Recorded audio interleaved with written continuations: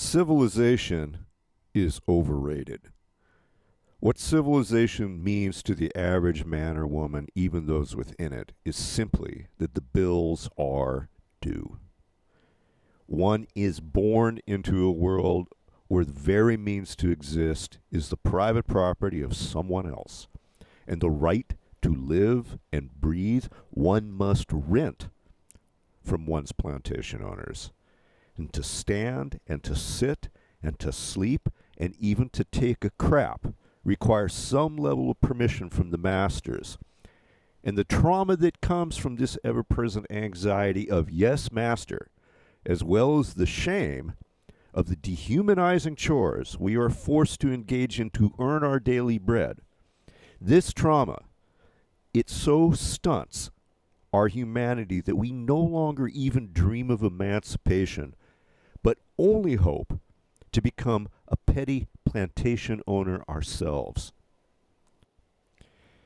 And what is worse, the natural inclinations of the human spirit to create, to explore, to love, to inquire, to connect, to relate, these instinctual necessities, these fundamental needs, in our current circumstances, they become luxuries. And luxuries that very often we lack the time, the money, the energy, even the peer group with which we could enjoy them. And as these needs are starved, that part of our being that hungers for them atrophies and eventually dies too. But the memory of that longing does not. And like the phantom pain in an amputated limb, it too persists. But now it lies beyond treatment. And all we can do to cope is to further numb ourselves and disassociate ourselves even further from life. And we might wonder why our lives feel so hollow, our interactions often so shallow, and why there lurks such a sorrow, a nostalgia. It is much like we could see as a child, but our eyes were somehow burned in some form of trauma. And we, by necessity, turned away, eyes closed, never daring to see again. But remarkably, at the end of the day, while the paths may differ,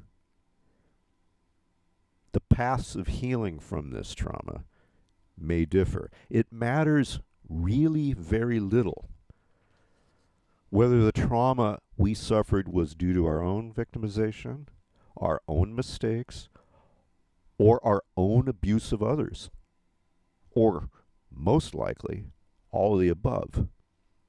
The task is simple. It remains the same.